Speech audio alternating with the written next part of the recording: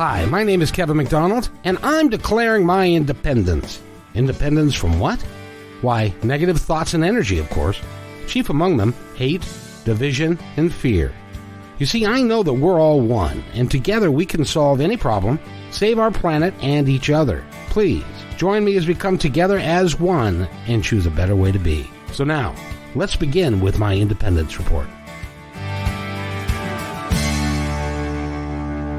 And welcome, everyone. It's been a while. I know I've been on the shelf, as it were, but I'm on the mend now. If you listen to a previous podcast, you know that I had surgery a little bit ago, and I'm now on the mend from surgery and ready to get back to doing what I love to do, which is to create these podcasts so that you can listen to them and it makes you think and gives you an idea of something other than maybe you had thought of before. So given that, that's what we're going to do. And today I have a very interesting podcast for you because the gal who is on the phone with me, I haven't met her yet physically. I talked to her on the phone once. She's going to be on Martha Norwalk's Animal World on Sunday with me in the Positive Talk episodes. And she is a psychic medium who specializes in talking with spirit guides and our angels. And she is quite an enchanting young lady. Her name is Natasha Venter, and she's got, and I'll give you her website right away so that you can go there and look at all that she does, which is angelicclarifications.com. I believe it's .com, isn't it? Very good. So it is .com. And with that, I want to welcome Natasha to the podcast. How are you today? I am doing great, and I am so blessed to be here. And gratitude is beyond what I can feel right now with what this moment is for me, and for all that I can bring to those who are willing to walk the dance of life with this message. So how did you become who you are? Tell us the story of Natasha. Well, for one, that I am one that has always been intuitive. From many years before that, not even in a visitation or anything, I remember being born. I remember being up in the corner of the hospital room, and all of a sudden seeing the insides of my mom, and then popping out and seeing the face of the doctor. And so with that has always been one of my memories. And then another memory I've had is that I remember being picked up out of the crib as a young baby. So my soul has always been one that walks with truth with me. It has always been one that I've always seen through my eyes of my soul. And so there's been many past lives and everything that I remember coming into this world. The thing is, though, I was so shy and quiet that it was hard for me to even speak as a child. And my cousins, I come from a very intuitive family, had always said that, we're all intuitive, but there was something different about Natasha. So when Natasha would speak, we would be quiet, because she just knew something was going to happen, or there was a perspective that I could give. And then as I walked through life and closed down a little bit with my shyness, I came into an episode where my mom and my dad both passed away. And they did this in my late 20s, early 30s, at the same time I was having my child. I was 6 weeks away from having my first son when my dad passed away. And then 3 years later, when my second child was born, when she was 3 weeks old, I heard that my mom had Lou Gehrig's disease.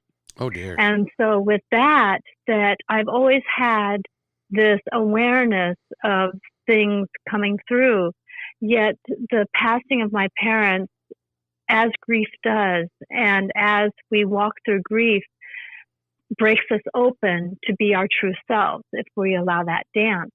And so when after my mom passed, I used that opportunity to dump over the box that we put everything in, being molested when I was younger, being abused, being tormented by classmates, and all those different things that you put in the box and you don't deal with, I decided to flip over and really do the work to navigate through it. And I knew that this was a great time for me to be vulnerable and to be willing to become who I truly was. And my husband, who, saw me as a shy, quiet person, even said that after I went through this experience, that I wasn't even the same woman that he married.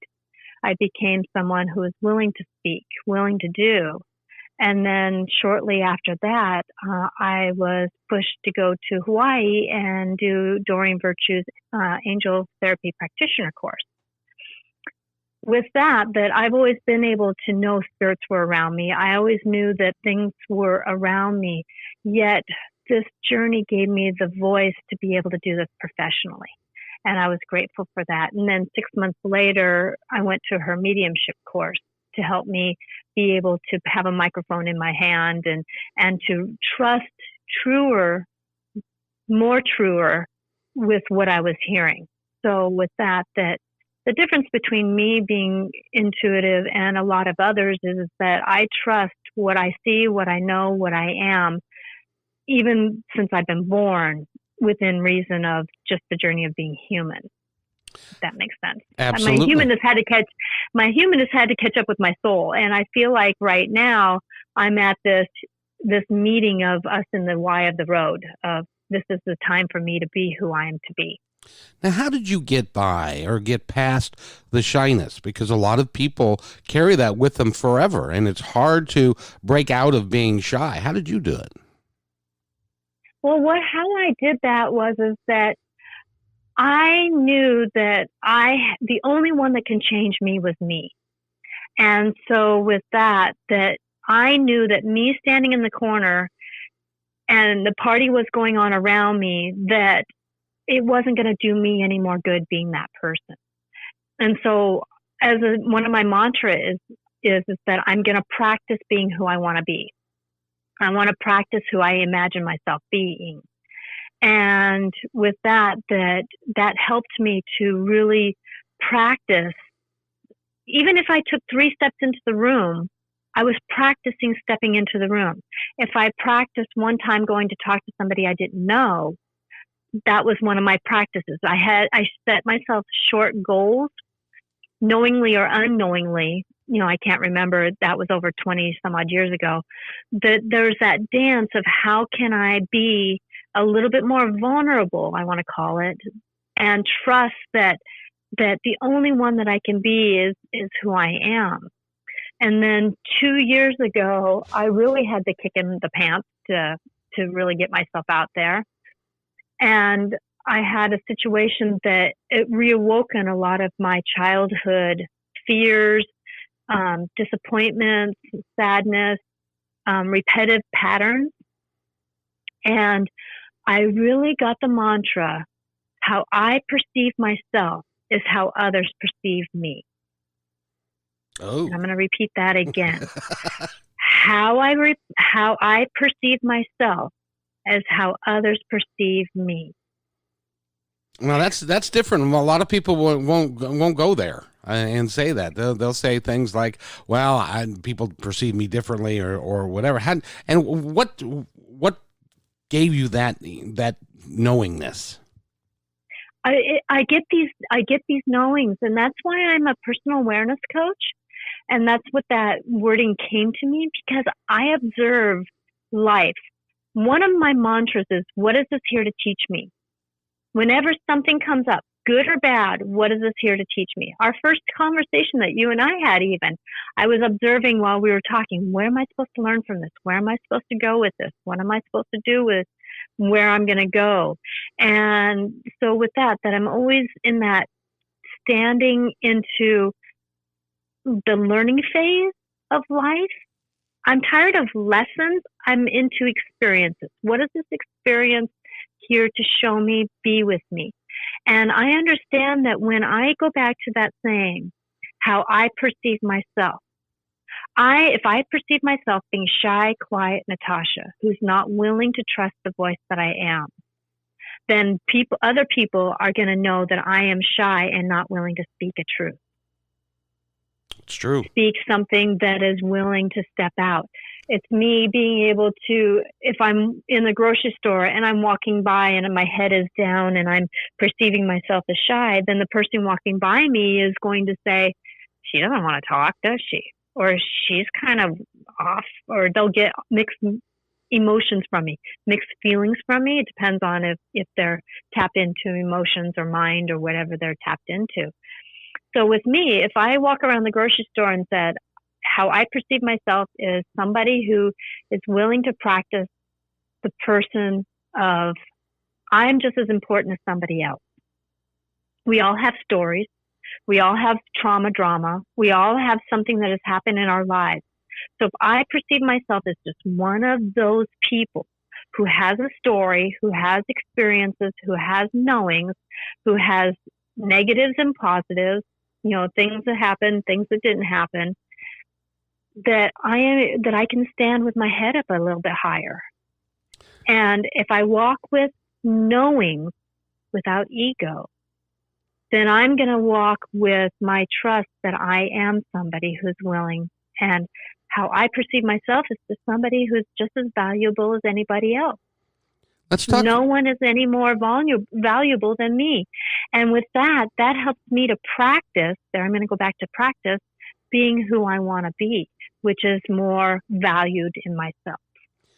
Talk a little bit about the stories that we tell ourselves, because that is a really important point. If you're going to break out of the person that you have been, you need to change the story about who you really are, don't you?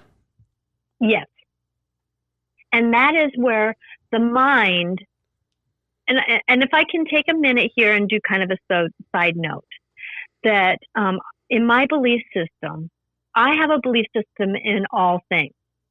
I believe in things that create love. Now, I also understand that love has tough love, and sometimes you have to learn the experience in order to get the light out of it. And so with that I believe in love. And so it doesn't matter what anybody's belief system is, that I believe in we all have different languages, and that's why we all call our higher power something else.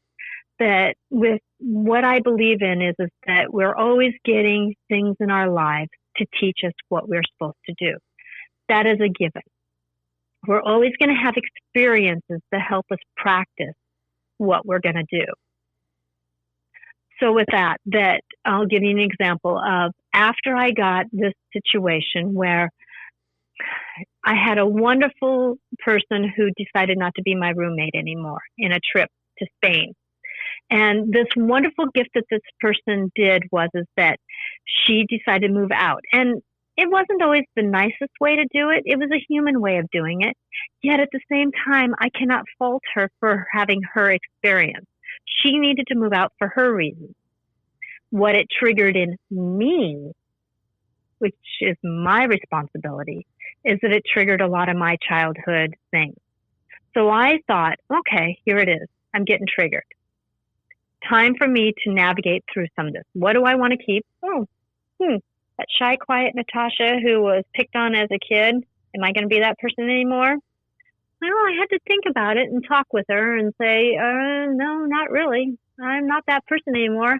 Because look, that was when I was 9, 10, 15, 16, 20 years old. Come up. I'm now in my 50s. We can be who we need to be, So I kind of talked with my younger self about that so that she's more confident. And if I don't make sense, please let me know, because I just can speak kind of a little bit out of this world a little bit. But I just want to give people a chance to get that our mind has many pieces to it. Our mind has many knowings to it. And our mind likes to repeat a lot of our old habits. So in that moment, my spirit guides helped correct my path a little bit because I was getting off. So now I want to go back. That with this is that with our mind, it wants to repeat a lot of our old scenarios, our old habits, our old knowings, our old traumas, because it's easier to go there. It's more comfortable. It is more comfortable. You're used to it. Exactly. So in order to create a good pattern, we have to practice. Practice makes better. I'm tired of that getting to perfectionism. Practice makes better. So when we have practice to make better, I like to practice. So when my roommate moved out, I was alone with not really knowing anybody on this trip. And so I had to practice how I perceive myself. Am I going to perceive myself as somebody who's damaged, who just got hurt, who got manipulated? You know, all those old stories I was telling myself. I decided to practice who I perceive myself. So what did I do? I walked up to some other people on the trip and say, "Hey, where are you going today?" And they would say, "Da da da da," and I would say, "Oh, I was thinking about doing something different. I guess I'll go do that." So I practiced reaching out to someone that I didn't know.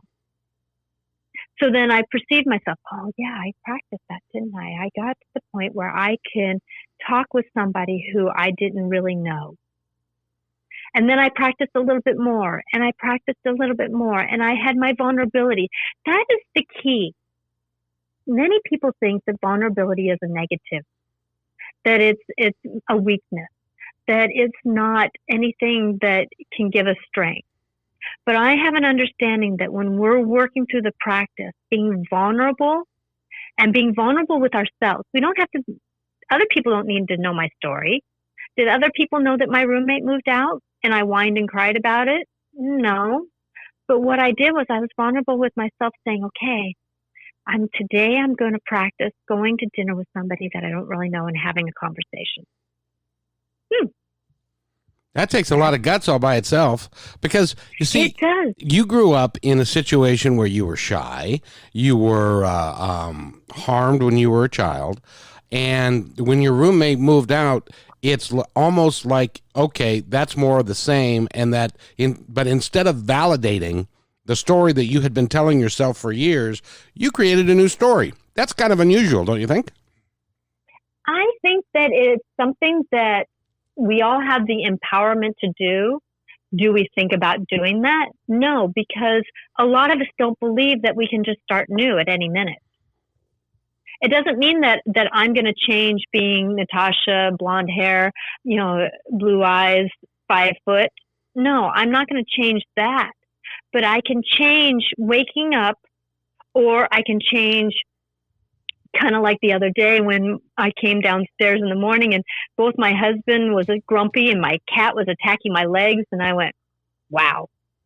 Well, I could either continue with that moment, or I walked back upstairs, came back downstairs, and I said, good morning, because I knew that at any moment in a day, any moment in a moment, I can change the way that I want to practice life. Who told you that? And it takes strength. It takes strength.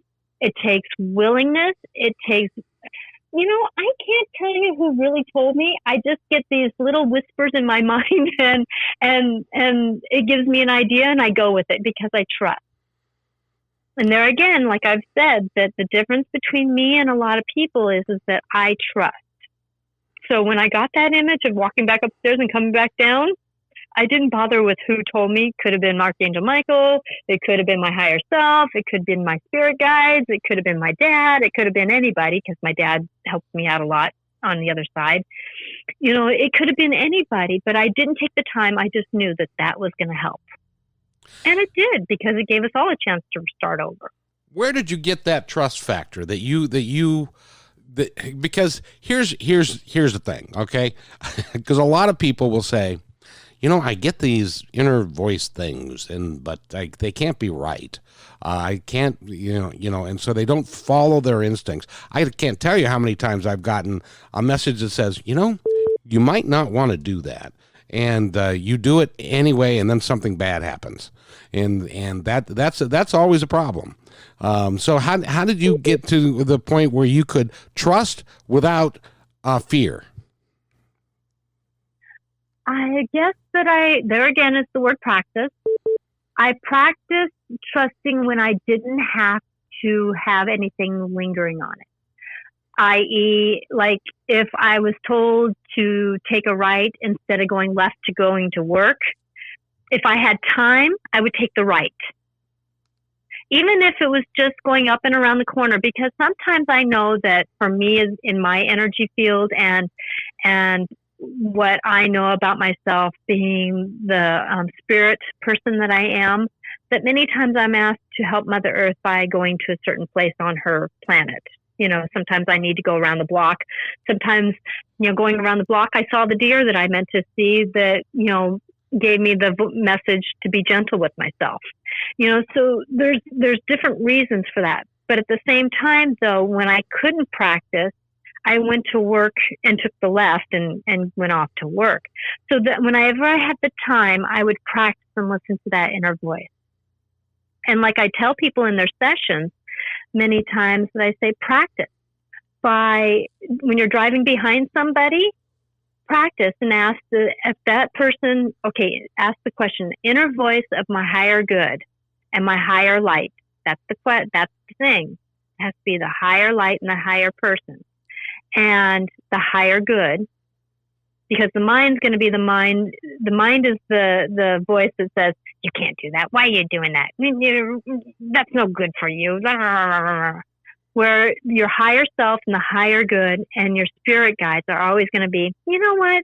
You might want to rethink that. Do you hear the difference in the intention? One has more of a negative context and one has a lighter side. And like I tell people, that the higher self, the higher voice, the higher good, it's always going to be the first verse you hear, the first voice. It's going to be like snapping your fingers, that first thing you're going to hear. And then the mind comes in and says, rah, rah, rah, rah, rah, rah, rah, rah, rah, rah, rah.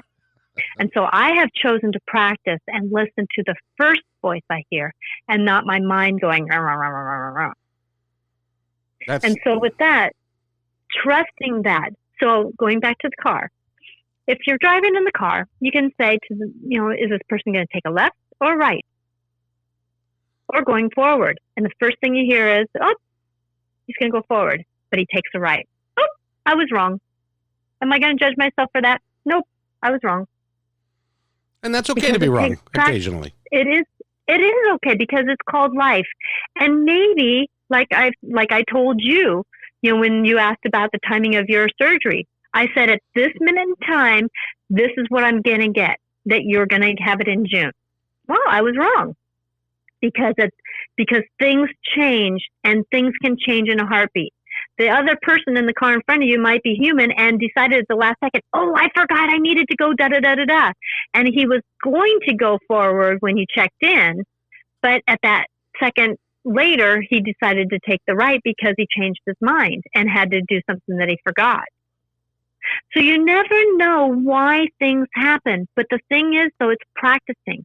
Practice when your phone rings before you check who's checking in with me. And if you get that image, or if you get the image of oh, my friend Patty, I should probably call her or check in with her. Do it. And maybe they might come back saying, oh, I was thinking about you too. So with that it's starting to step into the trust of listening when you have the time and when you have that vulnerability to step into going, oh, I should check in with that. And it's like practicing a muscle. You just can't go out and do yard work for 3 hours without working up to it. You can't go lift, 250 pounds right away. You have to start out somewhere. So it's practicing that muscle of trust and a truth. I'm not going to call it the truth, but a truth to start navigating with that. And some people don't always understand how they hear their inner voice. Some people, they may hear a voice. Some people might get a feeling in their tummy. Like if you ask, are they going to go right or left? And they might get a kind of a giggly feeling kind of moving off to the right. Or they might get a kind of a funny feeling off to the left. Or they might get another kind of feeling. So it's just starting to trust how the body is starting to tell you how it wants to give you the answer to also. So, it's that getting that language together.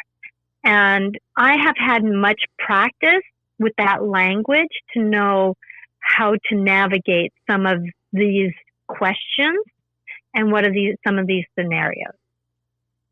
By the way, ladies and gentlemen, we're talking with Natasha Ventor, and she is a psychic medium and she's somebody who specializes in talking with your spirit guides or hers or both, and can give you some guidance and some help in what you're doing. And if you want to go find out more about her, go to angelicclarifications.com and you can book a session with her, and you can do this remotely, correct? Oh, definitely. I do it over Skype. I can do it over Zoom. I can do it over the phone, as I am on now, or there's many different, I mean, in person, if you're in the northern Washington area. It just depends on what is for the greater good at the moment. Right now, I know in our world, it's kind of hard to get in touch physically with people, and that's always an interesting dance. But I think we're going to be done with that. Yeah, through the summer, it's going to wane off. But at the same time, it's going to be a little while before we can really dance into having our old connections of hugs. Now, the question I have for you is, given the current situation with the virus that's out there, and people are dying, and people are getting sick, and people are stuck in their houses, and everybody is getting a little nuts because they're running out of money, and why is in your, because I know that you have looked at this and analyzed it, why is this happening to us now? Okay, so I'm going to tap into what I am being told. Now, I'm going to be honest. You may talk to somebody else intuitive and they may get a different perception because of the fact that we're all connected to our spirit guides and our knowings in a different, it's kind of like all the telephone wires around here or radio stations. We're all kind of tapped into something different. And so there's going to be a different perspective. My perception, my truth that I'm hearing, and the knowings that I am coming from is that I have an understanding that Mother Earth was going to need something bigger than her. And so she was calling out to her spirit guides, her other brothers and sister planets, and the star people, and a little bit, with angels. I believe that the fairies are the star people of our planet, and then the angels are another form of star. It's a bigger picture, and so with that there was a big calling out. I'll just go back to that. There was a huge calling out that we needed to have another button pushed to open up to become our higher selves. We've been hearing intuitively that something was going to happen to get us to another dimension. Could be the 5th dimension. It could be the 10th dimension. I'm not going to label or claim it because that to me is not important. The labels and claims are not important to me. What's important is the individual journey that each of us are supposed to do to become our higher, lighter, more knowing self that we're supposed to do on this planet. Mother Earth, she either needed us to shut down or she was going to make us shut down. And she did not want to do that to us. She didn't want to have, a lot of her volcanoes go off. She didn't want the big eruptions, the big storms, even though there's still storms happening, because sometimes you have to have something physical to move energy. But she's never wanting us to be harmed. But what at the same time she has to do is, like everything, sometimes you have to shift something to make something move. And sometimes us humans who are stuck and don't want to be on this planet anymore sometimes need something physical to make us move. Lovingly said, sadly said, ouch said. I'm sad every time I know somebody has to leave, somebody has to lose somebody. That grief walk is, there's no words for it. It's. I always tell people it's kind of like, when you have a wrung out wash rag and it's wet and it's dirty, it's been through the soil of the yard, and you try to wash it out, and then you throw it against the wall, and then you wring it up again, and then you throw it against the wall. You get so beaten up, so washed out, so emotional that it's so hard to do. And you don't have an understanding of what your life is really supposed to be like until you come out and get into what I call a walkable grief, which is where life kind of says, okay, I'm going to put some feet underneath you now and we can walk. And I know that much of this dance that we're going through is a form of grief. It's awakening us up so that we can become our lighter self. And the only way we can do that is by breaking down a part of us to do that. I agree. I agree with you. What you're saying, because one of the things that they're discovering now is that since we're all hunkered down in our houses, that the air is cleaner. The air is more pure. That our planet is going back to where it was prior to us contaminating the planet over the last 110, 120 years. And that we have to recognize that we have the ability to change the direction that we were going and how our planet was being contaminated. But we weren't going to do it by ourselves. We're not that good. So no, they needed to have there needed to be a moment in time to where we had time to, you're right, time to reflect, time to sit here and to go, what are we doing? What are we missing? What are we doing that's wrong? And that we need to do something differently.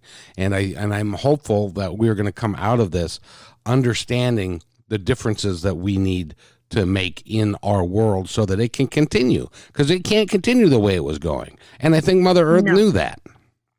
Yes, and I've said about starting about a year before this, I was saying to many of the people who came to me for sessions is that we're meant to clean out the gutters of our rundown shack that's in the middle of a field that we don't even go to. We're supposed to clean out the gutters of our old truths, our old knowings that don't fit us anymore.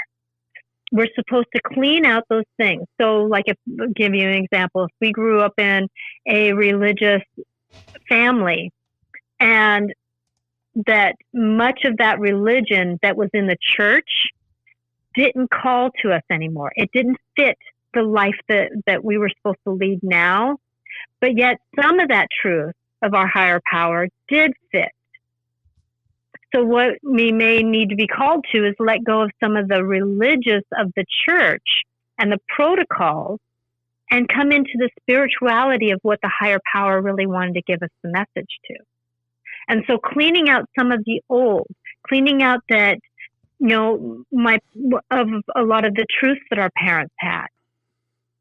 Kind of like, give you an example that, and I may lose a couple people here because of a belief system, but my last child who was born, Darren, is now going by Fia.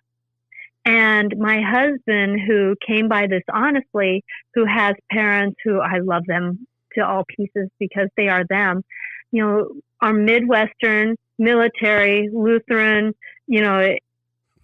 people. Boy, you must have their 70s. You must have some interesting conversations over the dinner table at Thanksgiving. We do. And so with that my husband, he had a very hard time with this. He had to break down much of his own truth system of being a perfectionist, being a Leo, being very strong-minded. He's been an alcoholic since he was 12 years old, now sober 7 years. So he's had to break down a lot of his truth that he used to have growing up, of judgments and protocols and have-tos and a lot of those things.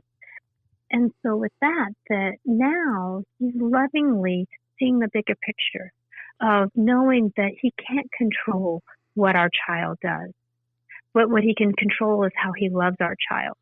And even if he doesn't believe in what our child is doing, at least he's still loving our child the best he can.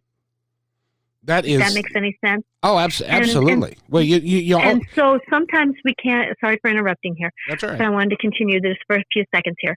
That sometimes we have to step out of what is our comfort zone to find out really what a truth is, not the truth. I want to go back to that. Not the truth, but a truth that we can live with. I understand that, and that makes perfect sense, because I know that you love your family, you love your children. Then your children are brought to you I believe, through a divine intervention when they came to you and they chose you as parents and they wanted to be in there with you, and it was all for the greater good of all of you combined together. And sometimes they make decisions that we might consider to be less than perfect, but that's their decision. They get to do that, and we still get to love them. Yes. Yes. So when you're talking with the other side and you're talking with your spirit guides and stuff, are they kind of validating all of this information for you that this is what is truly going on, or is it something that we can conjecture but not be sure? I know that I get confirmations regularly on this information because of the fact that when I am tapping into this greater knowing, I'm tapping into truthful connection. The angels, the star people that I'm in tuned with are the better.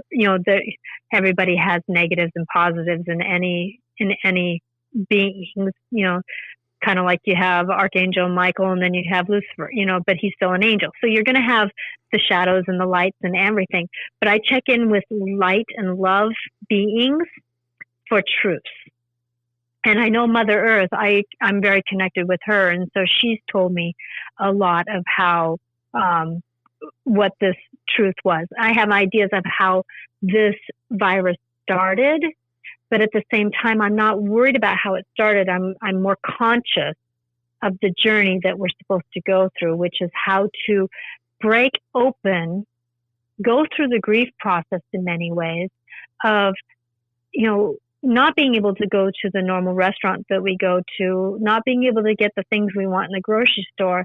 And that triggers an emotion in us that says, really, look at this. Is this something that you truly need, or is this what you want? Is this something that you're going to be able to navigate with, or do you not need to navigate with this? We're in this midst of the tide of going in and out of saying, should we be our old selves and be stuck in that mode, or are we supposed to be enlightened beings and say, you know what? I couldn't go to that restaurant. What else can I do? Oh, I can go over there and get fried chicken. That actually even sounds better. Get fried chicken. I love chicken. And look at that. They have coleslaw. And I love that. Oh, I forgot that I love their coleslaw. So instead of grieving, what was I pushed to do differently? Maybe your body wanted chicken over Chinese food. So you never know why things happen, but it's moving with it. What is this journey supposed to teach me? What am I supposed to navigate with to get to where I'm going? Now, by the way, we have Goldie. By the way, welcome to the podcast, Goldie. And they have a question for you, which is, how do you know someone is from the light? I have an understanding in me that, okay, so let me clarify how I feel intuitive. I am one that I get feelings in my body. I get kind of like a movie in my head, and I get visions of, the movie is the vision. And I also have a hearing. I've practiced these muscles stronger to get there. But when I'm working with somebody of light, in my body, my upper body feels lighter. It feels giddy almost. It feels energetic. When I'm around something that is more negative, more shadows, more sticky, I'm going to call it, I get heavy in my body. My lower part of my body, below my heart per se, feels heavier and stickier. And so with that when I'm checking in with who I'm hearing this from, I'm feeling lighter and more giddy, more I don't know, it's just lighter. I feel more that light feeling instead of the heaviness of darkness. Got it. Now, Goldie, if you would like to, you can call in and you can talk to Natasha Ventor. She is a psychic medium, and she talks to spirit guides and our angels, or you can also go to her website, which is angelicclarifications.com, so that you can look at all of her information and go from there. And so she's got another question, or they've got another question, which is, but sometimes, what do you do when somebody pretends to be from the light, but their actions are saying other things? Okay, so with that, yes, and I have an understanding that we do have people who shield themselves and perceive and show themselves as one thing when they're truly not those other things. I have an understanding that we all have gatekeepers of the spirit form. And our gatekeepers are, like my gatekeeper, he's ancient. He is from the old world. He has been my gatekeeper of my spirit for a very long time. And so with that I trust, and I have set up, I have a mantra that I said to them, and actually I said this in this tone. You know I'm doing this work. You know I'm going to be doing what I need to do. You need to protect me. I cannot always be on or know what I'm getting into, so you need to protect me. Protect me from the backside, the front side, under me and over me and all around me, because I need to do the work. So my higher power, my guides, the ones of love, I need you to protect me now and forever, said or not said. Shown or not shown, heard or not heard. And with that, I have trust that whenever I kind of get that feeling like things aren't quite right, it's kind of like when I get things aren't quite right, I get an up feeling and a down feeling. It's almost like going on a yo-yo or a roller coaster. It kind of has that kind of ickier feeling when it hits the lower part. And it makes me stop and question, where are you coming from? And then I asked one of my guides, I'm going to call maybe an angel or one of my higher guides. And we all have these beings around us. The difference between trusting that and asking that and believing it is the difference between me and some other people.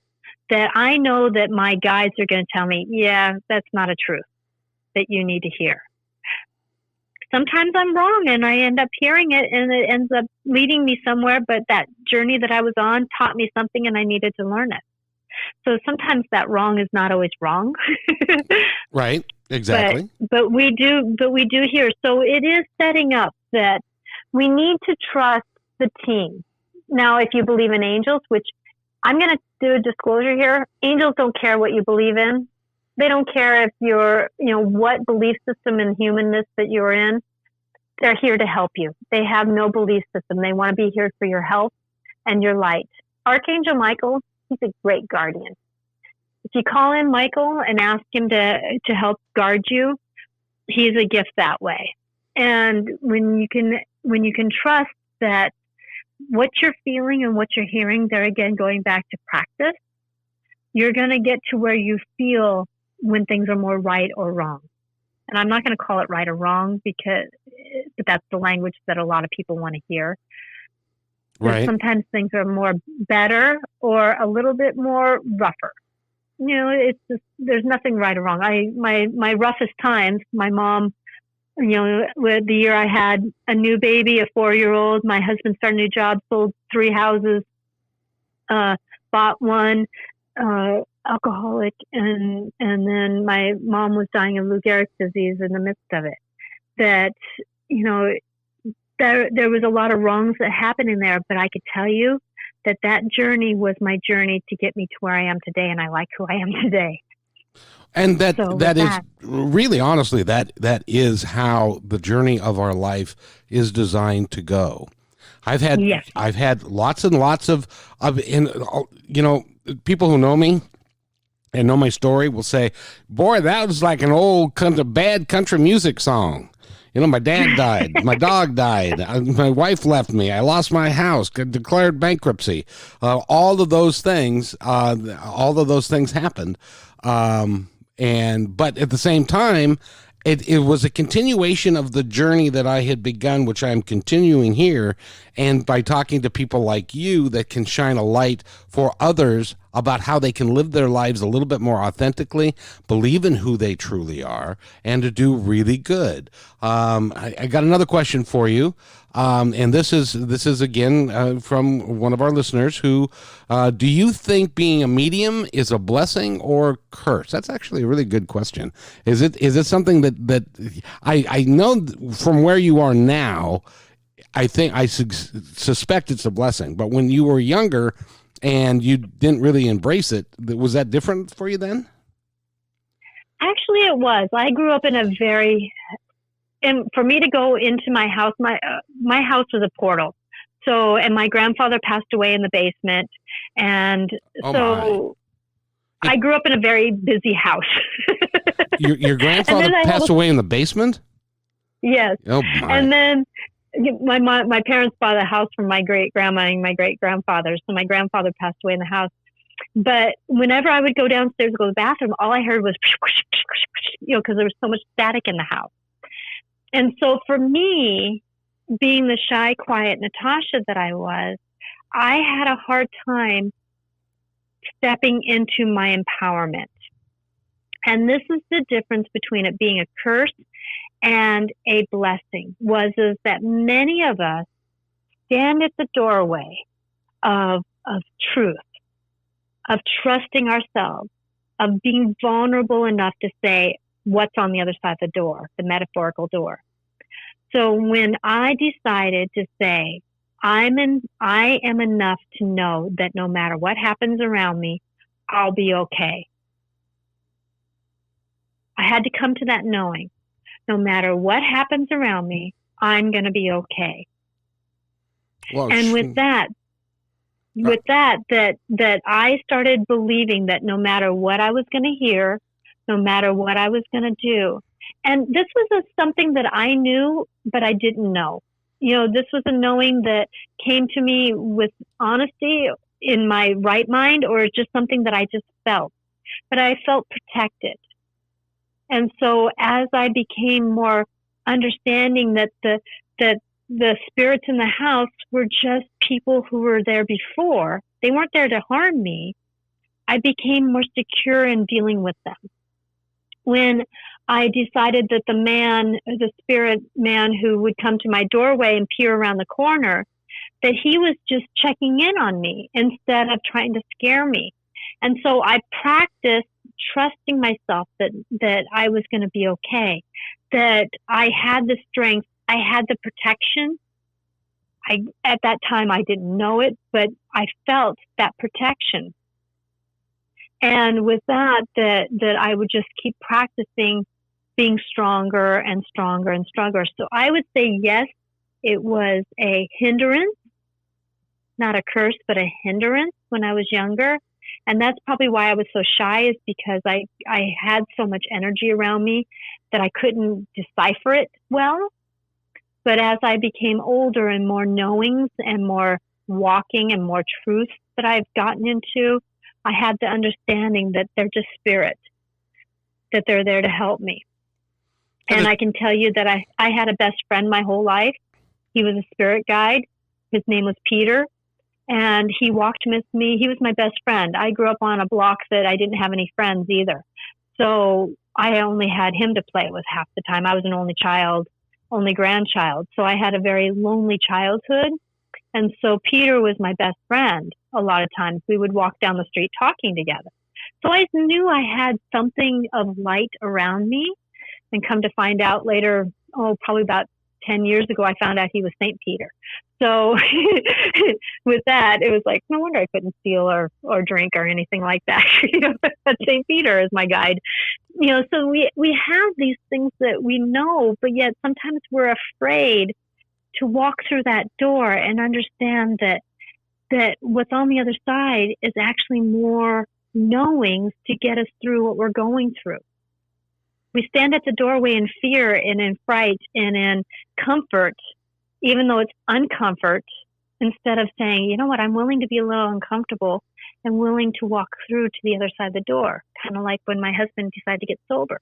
He had to be willing to walk through the door of uncomfortableness to find out that there was actually more light on the other side. And I would say that was the same thing with my gift. So you came up, and as I understand it, you're not a drinker. Is that right? Oh no, I can't. My body doesn't handle it. So how is it that you married a drinker? You know, we all have experiences that we need to learn. And a lot of us who are more angelic beings, we end up marrying or being with those around us that we're supposed to help with light. Oh, very good. I don't know. My ex-husband did coke and pot at the same time, so there was something that I was supposed to learn, I guess. Oh, he was chemically imbalanced. Yes, exactly. He was also, and he didn't grow up in a very good household either, of alcoholism and dysfunction. So there's a lot of things that we've learned as children. There again, we have to ask the question, going back to the beginning of this conversation. I love how things circle around, that we have to find out, what is our truth? Is it our truth, or is it something that we grew up with? And it's time to start asking our questions. When a truth kind of comes in, or judgment comes into our mind, ask, where's this judgment coming from? Oh, I used to hear my parents say it all the time. Not to blame our parents. They only knew what they knew at that time to do the better that they could, But, oh, no, that was something I heard in society. Do I need to believe that? Not really. Oh, okay. Or, yeah, that's something that I believe in, and I want to keep it. Okay. That sounds good. There's no wrong in that. So we're in this midst of opening up to this greater selves of ours. Absolutely. By the way, I wanted to do a little experiment here, just for fun, because it's Sunday afternoon and everybody's busy, but we do have a listener, Goldie, who is very, very interested in our conversation, and they've got another question that they want to ask, but I'm grateful. Before they get there, I know that you can tap into somebody's energy even when can you tap into it without them being on the line? Because they're on. If I have their permission. Okay, then let me, while they are typing out this, first of all, you need to give us your permission if you would like Natasha to talk to you a little bit about what's going on with you. But by the way, she also said that what you said is absolutely true, and so I'm going to save her question for a moment. But they just text and said sure. So by the way, Goldie, I think you're a female. Are you a female? Or male? And that's all the help you're going to get. Yeah, no, I'm good, sweetie. I'm good. Okay, so in any event, so Goldie is waiting right there for you, and what do you have to say to them? That you are a light being who has had situations in your life, sweetie, that is, I'm going to use the word confused you. It confused you on who you could be. So you have had situations where you've been thinking that you know what you want to be, but then all of a sudden this life has been starting to shift on you. And it started shifting, I'm going to call, and I might be off by a little bit, but I feel like it was back about 7 years ago that your life started shifting on you and started making you go, what am I supposed to do with myself? I know there's something greater out here. What am I supposed to be about this? And so I'm going to say to you that this avenue that you're on now, you're starting to get it, sweetie. You're starting to get the right path for yourself. Now, do not let what's going on in this world derail you from your bigger picture of what you're supposed to do. You may have to shift how you're going to step and walk it.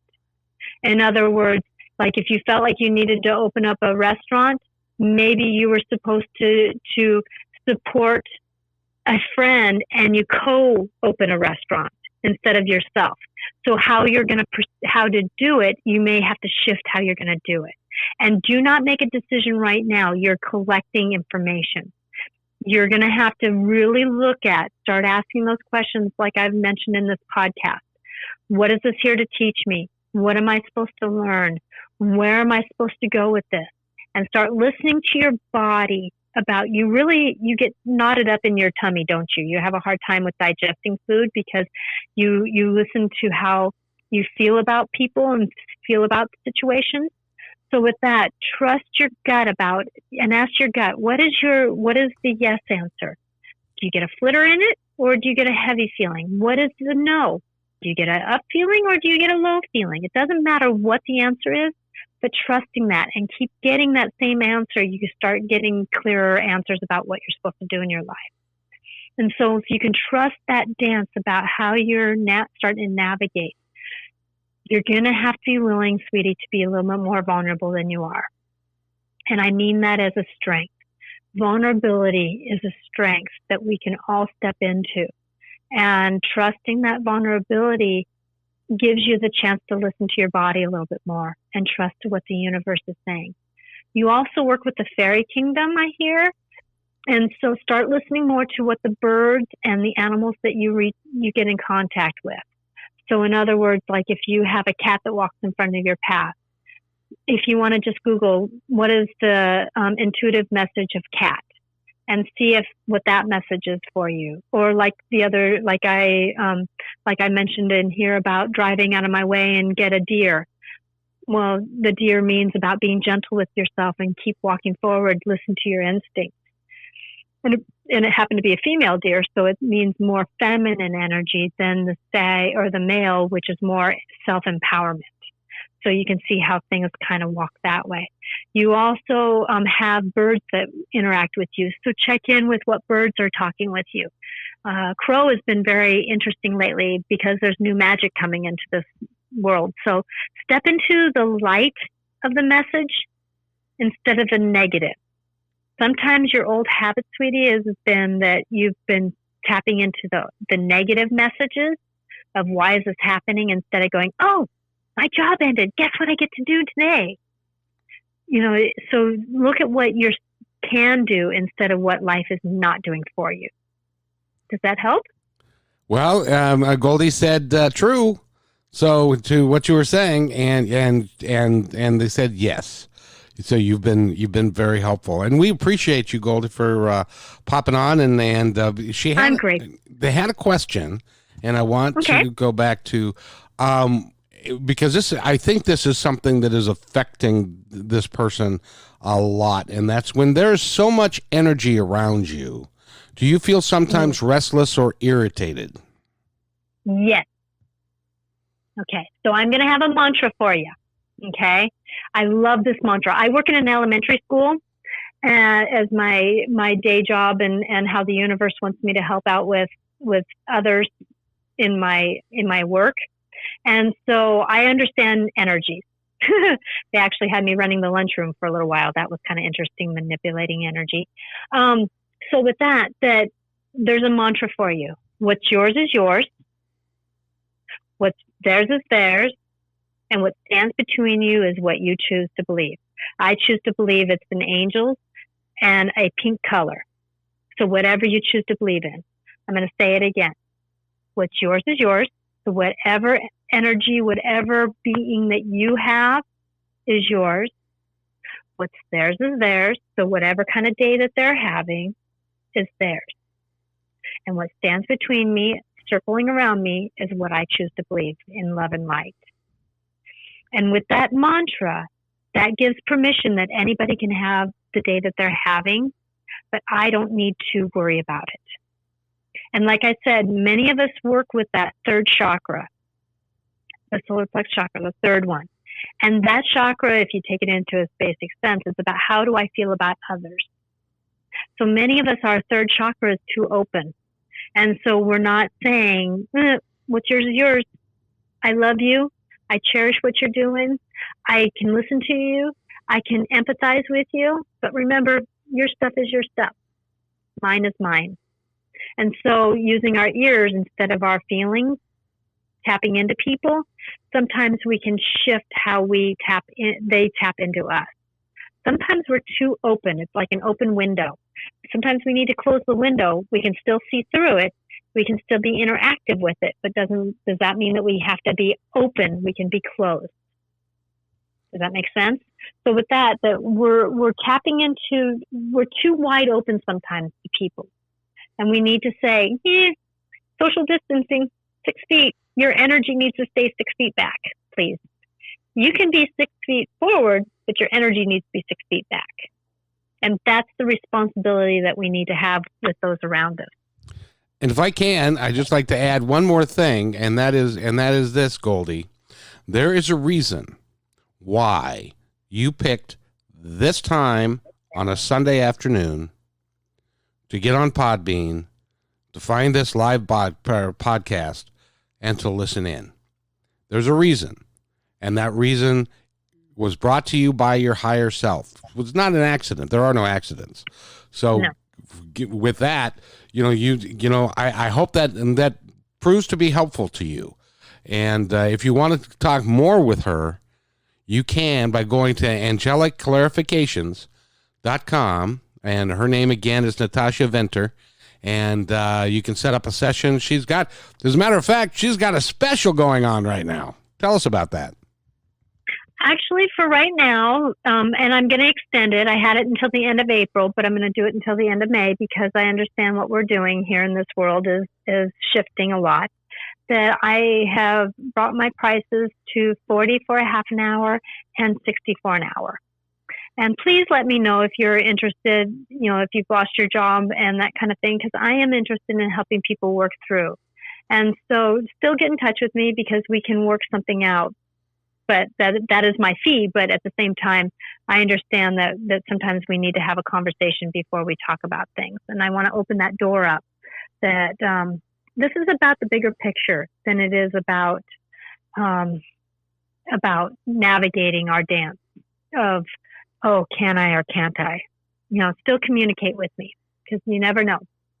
You can always make something work out.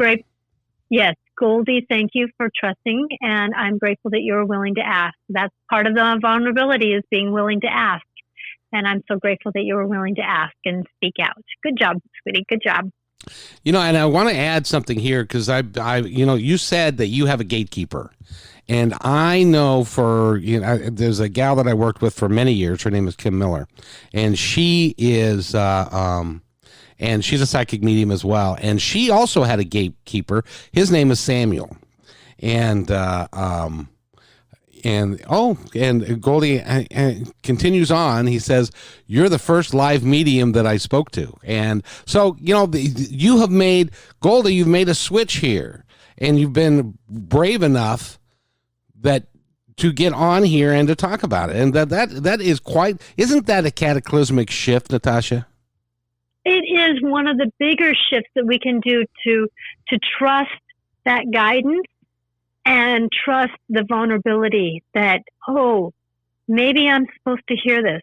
Now, like I tell a lot of people in my sessions that, remember, your truth is your truth, Goldie. Your truth is your truth. But at the same time, though, what has been said to here is maybe you need to carry it around in your back pocket for a little while and try it out and see if some of the things that we were saying are things that needed to be said to you to kind of tap in and just start wearing it a little bit more and a little bit more and a little bit more by practicing. It's not about, walking through the door and deciding that you're going to just be this person. It's about practicing, putting on your shoes, taking them off. We didn't tie our shoes in one day. We had to practice and practice and practice. And so sometimes we have to practice that vulnerability and that trust. And this is part of a lot of us that are going through right now. This is a time that we're supposed to really start listening to the other world. Remember how we've been hearing about the veil is getting thinner? Well, the veil is thinned. So with that we're going to start seeing more loved ones around. We're going to start seeing more animals interacting with us. There's been pictures about, how nature is starting to come up, cougars on people's front yards that they haven't seen cougars in that area in a long time.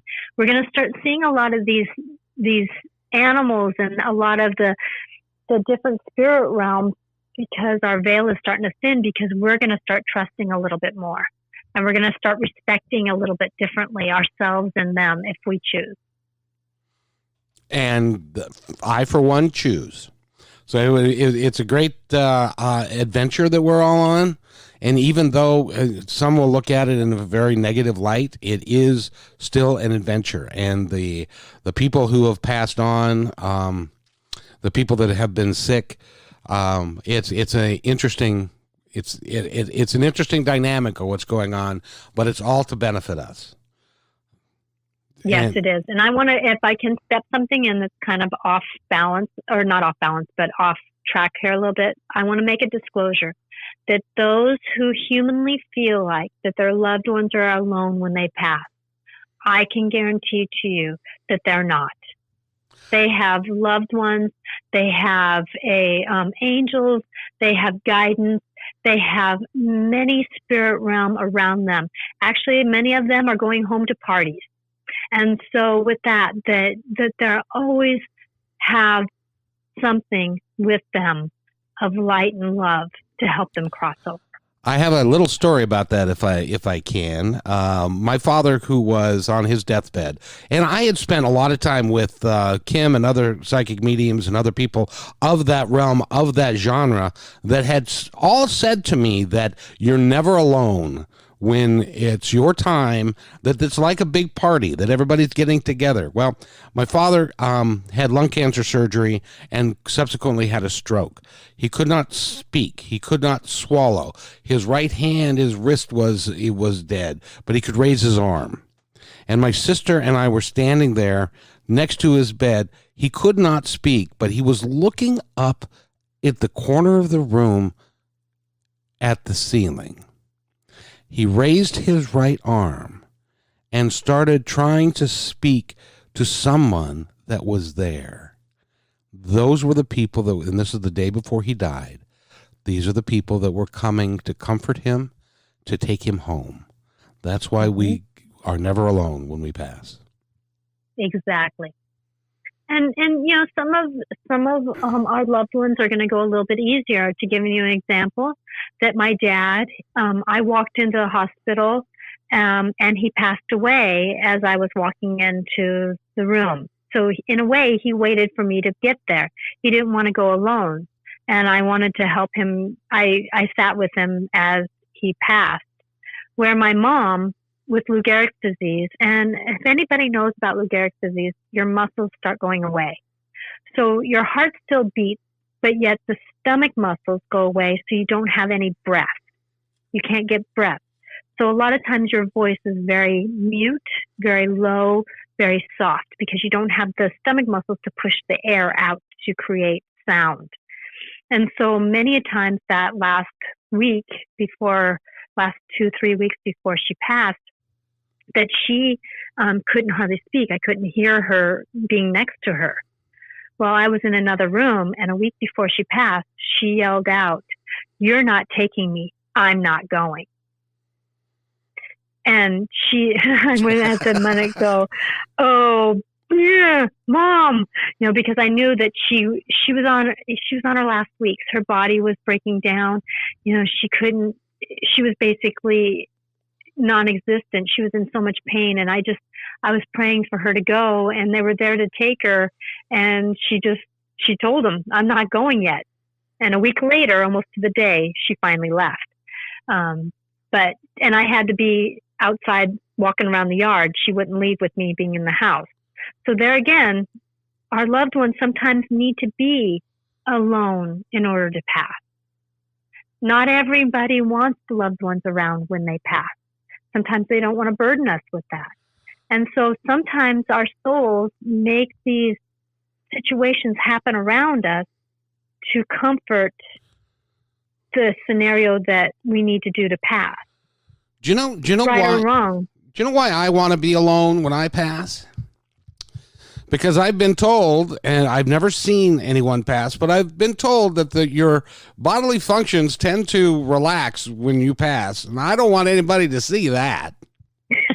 Well, I hate to tell you this, sweetie, after I've had to clean up after people passed, that it's going to happen. Well, then I want to be alone. Yeah. So with that, but remember, this is one of my observations about people passing. And like I've said, that I've had very, like in 1 year, I had 3 animals who passed in my lap. So, I mean, I've had passings of many scenarios of many loved ones, 2-legged and 4-legged, that when we do pass, that there's a very primalness of our human body. And that's what usually struggles when we're passing. And so, and it does do situations that aren't always pleasant, but they are things that happen. And so with that, but our spirit, many times our spirit isn't even around when we're passing. It's already been taken away. So what's going on with our physical body isn't always what's going on with our spirit. And so with that our spirit could be gone 2 days before our physical body leaves. And we just never know what the true story is until you tap into it. But there's that scenario. Well, that's awesome. By the way, again, we're talking with Natasha Venter, and you can go to angeliclarifications.com and you can book a session with her. You can talk with her. And by the way, Goldie says that I was right in saying that there's a reason why he chose this time to talk to you, and the fact that this was the first time that he's ever talked to a medium. It's kind of cool. Yes. And I am so grateful. Again, I'm just so grateful when somebody can get something out of what's being said here. My knowings are not for me to keep. So I'm grateful, Kevin, for this journey, and I'm grateful that Goldie was able to tap in. Well, you're not allowed to keep it to yourself anymore. No, I'm not. That is part of me being what I perceive myself is who I am. And that's how others are going to perceive me. And I believe that I'm supposed to be a voice for the universe. And this is one of the ways that they've set it up for me, and I'm grateful. Well, I, for one, am glad we've met. And by the way, if you want to listen to more of her and do as she does readings, this Sunday on KKNW 1150 AM in Seattle, there's a show called Martha Norwalk's Animal World, which I host on the last Sunday of the month. Natasha is going to be my guest for the entire 3 hours. And so you can call in and talk to her. Again, that's KKNW 1150 AM in Seattle. You can go online and you can listen to it streamed around the world. So I highly encourage everybody, even if you're not on it right on the podcast right now, if you're listening to this between now and the 26th of April, that's when she's going to be on the show. I'm looking forward to it. It's going to be a great experience, and we will have lots of people to talk to, lots of callers, and that's just going to be awesome. And as I always do, because we've been on the air for a little while now, and it's time to kind of wrap up where we're at. But I want to give Natasha an opportunity to talk to anybody and everybody that's listening. What's in your heart? What's in your mind that you'd like to say?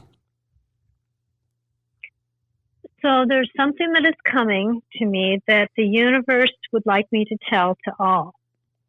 Okay. So as I tap in to Mother Earth, and I'm not going to channel her tonight, but I'm going to give a message. She's saying that as I walk and as I do my work, I am grateful that you're willing to close down to be the greater good of you. As you are doing your work, I am doing mine. And as I shake and as I rattle and I roll, I'm trying to do it gently, because as we're doing this, we are doing this together. This wisdom that you're merging into, just know that all you have to do is look up in the stars and tap into me by stepping into me and stepping onto my earth, knowing that you are connected to the bigger picture and me. I am wisdom, you are wisdom. There is love all around you, my dears. You are my children, and there is no way I'm going to harm you. So as you break down, and as some of you are going through major shifts as my children are doing, that you know that tomorrow you might find that something is different as my days end, and then I have sunrises in the beginning of the next. So just trust that as your day starts again, that just know that there's always going to be love for you. And you may see the journey in the end. Just got to trust it, my dears. Just got to trust it. I wasn't made overnight, remember? And your life is too. Your life is walking as I am walking too, my dears. So as I give you a love, of hug, of a green energy of all, feel that love that I have for you, of this greenness of love. And be what you can be with all that you are. Trust, even if you're afraid, my dears, because there's only wisdom that's going to come to you. My love to you, my dears. I, Mother Earth, love you. And I just want to, as a footnote, just want to say that when we started this podcast, because your phone wasn't fully charged and you were not sure that the phone was going to make it through the entire interview, somebody made sure that it would. And actually, it started out at 50 and it's gone down to 40. So I asked the energies of the phone and I asked the energies of the angels to help out with that, and they have. That's awesome. By the way, you're listening to My Independence Report. Please like us and follow us. And for some of the greatest content I can come up with, I've got 97 episodes up, and with people like Neil Donald Walsh and Gary Zukoff and some psychics, some mediums, some real spiritual people, and some wonderful content. So go there and enjoy it. And by the way, do something nice for yourself. Do something nice for somebody else, because, all we've got is each other. We'll see you next time on My Independence Report.